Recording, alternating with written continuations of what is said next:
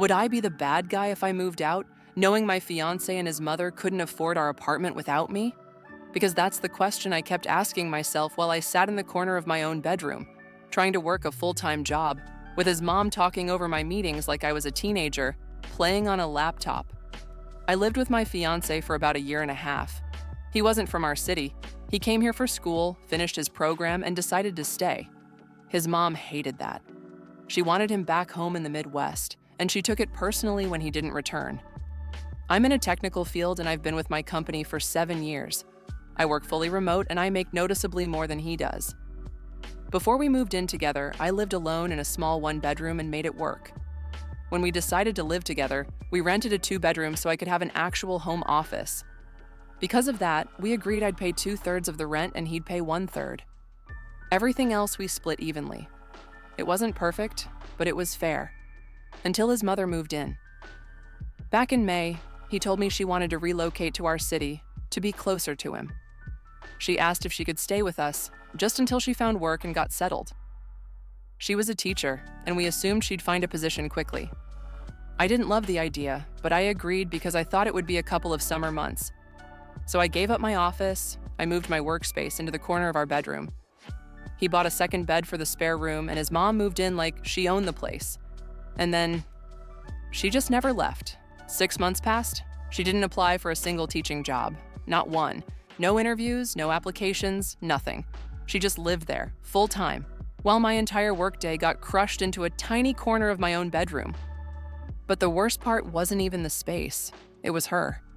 I could not make her understand that I work a real full-time job from 9 to 5. She would wander in and start talking to me while I was clearly working.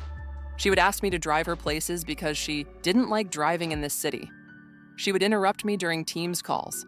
Once, she literally started speaking to me while I was mid-sentence on a meeting, like my job was background noise.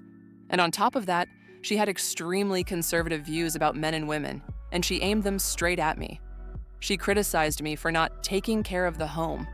She complained that I made her son do chores like cleaning, doing his own laundry, and acting like an adult. The constant judgment, the constant little insults, it wore me down. My fiancé's response every single time? He'd say he understood. He'd say he agreed she was difficult, and then he'd do absolutely nothing. He wouldn't set boundaries, he wouldn't talk to her, he wouldn't make a plan. He wouldn't even acknowledge that my work was being affected in a serious way. He just kept repeating the same line. I can't kick out my mom. In September, I told him if she was going to live with us long-term, rent should be split 3 ways. He said she couldn't afford it. He said she needed to save until she found a job. I told him I was done paying extra for a room I wasn't even using anymore. I was paying half the rent while 3 people lived there, while she had her own bedroom and I was working out of a corner like I was being punished. After arguing, he finally agreed to split rent 50-50 between us. Financially, I could still handle more. But that wasn't the point anymore. The point was I was being used, financially, emotionally, and practically, while his mom treated me like the hired help she didn't respect. I started thinking about leaving.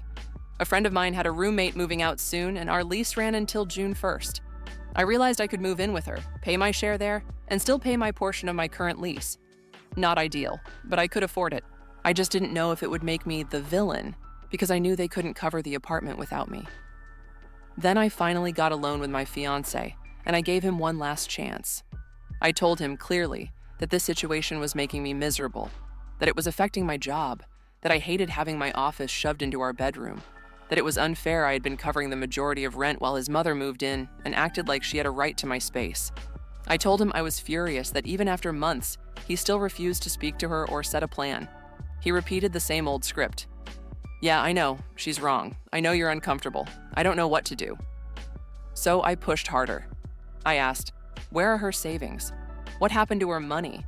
What is she actually spending on? Why is she saving when she's not even trying to work? That's when I learned more than I wanted. She'd gotten money in the past from the divorce. She had worked before moving, lived in a small apartment, and should not have been bleeding money the way they implied. My fiancé didn't even know the details. He didn't know how much she had, what she'd spent, or how much she had left. He'd just accepted her narrative and handed me the bill. That was the moment I stopped negotiating and started ending it. I told him I was moving out by the end of the month. And from that point on, I was paying only a fraction of the rent while I was still legally attached to the lease. Because yes, I was on the lease and the leasing office didn't care who paid, only that it got paid. I explained that once I was officially removed from the lease, I was paying nothing else. No utilities, no groceries, nothing. He finally reacted, like he couldn't believe I was serious. What stunned me was how confused he seemed, like he genuinely believed I should want to take care of his mother the way he did. Like it was obvious I should put her needs on my shoulders, because she was his mom. He kept saying, "But what about my mom? What am I supposed to tell her?" I told him the truth. Your mother is not my responsibility. He asked about our engagement, about us, and I didn't give him the comfort he wanted. I told him I needed space, that maybe, months later, if he could prove he could set boundaries, we could talk. But inside, I already knew. I didn't see a future with someone who let another person disrespect me in my own home and shrugged like it was weather. Then everything escalated. His mom noticed I was gone during work hours because I started working from my friend's place. She texted me, "Where are you?" like she was my supervisor.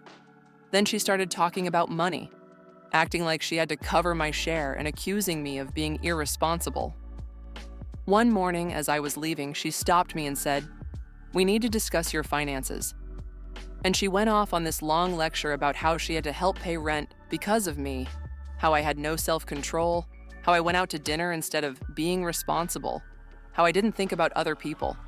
And then she demanded that if she was paying for me, I needed to do more housework and keep the apartment spotless. I looked at her and said calmly, "I'm moving out." And for a second, she looked pleased, like she thought she'd won. That night, she tried a different tactic. She cornered me and suggested we should get a bigger apartment, 3 bedrooms. She said she could help by paying the difference between a 2-bedroom and a 3-bedroom, as if she was generously rescuing us, and as if the plan was still for me to fund most of their lives. She even tried to reset the old arrangement, me paying 2/3, him paying 1/3. That was when I realized something that made my blood boil. My fiancé, who told his mom everything, had not even explained the basic truth. I was the one paying the majority. She had been acting like I was living off her son when it was the other way around. I told her I had already notified the leasing office. I was leaving. It wasn't up for debate. She pushed harder. She insisted it would be better for everyone if I stayed. I finally snapped and told her I had zero interest living under the same roof as someone who treated me the way she did. And then she said the line I'll never forget, half smug, half accusing, something like she worried I was using her son. And if she'd known the financial arrangement, she'd have understood why I didn't keep the apartment perfect. So I told her maybe she should try being kind to people even when she doesn't think they're useful. And I asked why she wasn't contributing more, since she had all day and wasn't doing anything productive. That turned into yelling, real yelling. And in the middle of it, I said something harsh, but honest. I could report her for living there unauthorized because it violated the lease, and frankly, watching her get kicked out might be the only satisfying part of this entire nightmare. I grabbed my laptop and left. I didn't even pack a bag. The next day, my fiancé messaged me. He added his mother to the lease. Starting next month, she and his father, who apparently got dragged into this, would cover half the rent and he'd cover the other half. I immediately confirmed with the leasing office. I was officially removed. I got the confirmation in writing. I transferred utilities off my name. I accepted I'd lose the deposit. I didn't care. I was buying my freedom. I took a day off work and packed. Friends helped me move. My new place felt like oxygen. The final conversation with my ex was quiet and devastating in its own way. He told me his mom planned to stay until the lease ended, then go back home. The truth, he admitted, was that she never liked living here. That's why she never applied for jobs. She just came to pull him back where she wanted him. Then he asked how long a break should be. This time I didn't feed him hope. I told him I couldn't be with someone who allowed other people to treat me like that. That I hoped he learned to set boundaries, but I was done. He looked like he might cry, stood up, and left. And I felt relief. Because if she could destroy our home that easily, it was never really our home. Months later, my life became calm in the most beautiful way. I stayed living with my friend, and it was the easiest household I'd ever been in. Respect, space, peace. After what I'd lived through, it felt unreal. His mother reached out a few times, asking if I took an appliance that was literally mine, asking for favors like rides, trying to squeeze money for bills. I ignored most of it. The last time, I told her to use the money she'd saved by not paying rent for months. I saw my ex one last time to pick up a couple items I'd left behind. He asked if we could try again if he set strict boundaries with his mom. I told him, honestly, I didn't see him that way anymore. He didn't argue, he just looked tired. He told me that after I left, living with his mom became miserable. Money got tight.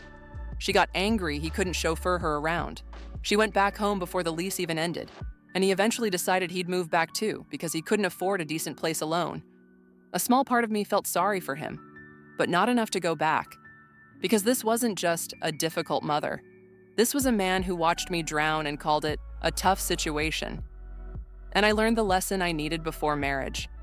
If someone won't protect you in your own home, they're not your partner. They're just the person standing next to you while you take the hits. And leaving didn't make me the villain. It made me free. I tried to talk to him in September. I told him that if his mom was going to stay long-term, then rent needed to be split 3 ways. He said she couldn't afford it and needed to save until she found a job. I told him I didn't want to keep paying for a room I no longer had. After a long argument, he finally agreed that we would split the rent 50-50. Financially, I could afford it, but emotionally, the idea of subsidizing a woman who treated me like a servant made my skin crawl. Every time I brought up how she treated me, or how impossible it was to work in my own home, he gave the same answer. I know it's hard. I understand you. I just don't know what to do. I can't kick out my mom. He also refused to talk to her about any of it. When I asked what the long-term plan was, he just shrugged. That's when I started thinking about leaving. A friend of mine was losing her roommate at the end of February. Our lease ran until June. I realized I could move in with her, keep paying my share of our current apartment, and still afford half of the new place. It wouldn't be ideal, but it was doable. The problem was obvious. Without me, he and his mother couldn't afford this apartment, and yet I couldn't live like this anymore. So I finally said it out loud. I told him I was moving out by the end of the month. From that point on, I would only pay 1/4 of the rent while I was still legally on the lease. After I left, I wouldn't pay for utilities, food, or anything else. I reminded him that his mother had her own bedroom while I worked from a corner of ours. If anyone should be paying more, it was her. He looked stunned, truly stunned, like this had never crossed his mind. He kept saying things like, "But what about my mom? What am I supposed to tell her? She needs us." That's when I realized something deeply unsettling. He genuinely believed I was just as responsible for her as he was. I told him I needed space, that after I moved out, I would need time alone. Maybe in a few months we could talk again, if he proved he could set boundaries and actually support me. But even as I said it, I knew the truth. I didn't see a future with him anymore. I told him he needed to tell his mother what was happening. She already sensed something was wrong as I started moving my things out. He didn't. So I began packing anyway. I took all my important documents and valuables to my friend's place. I started working from there during the day so his mother couldn't interrupt me anymore. When she finally noticed, she confronted me. She accused me of being irresponsible, of wasting money on dinners instead of paying my share, of forcing her to cover rent. Then she said something that made everything snap into place. She suggested that instead of me leaving, we upgrade to a bigger apartment and return to the old split. I would pay 2/3 again. She would help by covering the difference between a 2-bedroom and a 3-bedroom. That was the moment I understood. She never knew how much I had been paying. He had never told her. To her, I wasn't a woman carrying this household. I was a burden. I told her I had already notified the leasing office. I was leaving. She pushed harder. I snapped. I told her that after the way she treated me, I had no interest in living under the same roof as her ever again. The argument exploded. We both said things we can't take back. And then I said the one thing that ended it. I can report you to the leasing office. You're living here in violation of the lease. I grabbed my laptop and left. The next day, he texted me. He had added his mother to the lease. She and his father would now cover half the rent. He would cover the other half. I confirmed with management that I was officially removed. I lost my deposit. It was worth every cent. I went to a hardware store on my way back and bought a stack of cardboard boxes. When I returned to the apartment, his mother was waiting. The moment she saw how many boxes I was carrying, her face hardened. The hostility in the air was almost physical. I took Friday off work to finish packing. On Saturday, my friends helped me move everything to my new place. I paid them rent for the 2 weeks before their former roommate officially moved out. They tried to refuse the money, but I insisted. After months of being treated like an ATM and a maid, I needed to feel like an equal again. That evening, he and I finally talked face to face for the first time since I left. He told me his mom would stay until the lease ended in June and then return to her hometown. Apparently, she never liked this city at all. That's why she never seriously looked for a job. Then he asked how long the pause between us would be. Some people in the comments had warned me not to give him false hope, so I was honest. I told him I couldn't be with someone who lets others disrespect me, that I needed a partner who could protect our relationship and set boundaries. I said I didn't see us getting back together. He looked like he might cry. He stood up and walked away, and in that moment, I knew it was truly over. He later told me that once I was gone, things with his mom became even worse. Money got tight. She was angry that he couldn't drive her everywhere or cater to her needs because he had to work. By May, she went back to her hometown. He plans to leave too when the lease ends.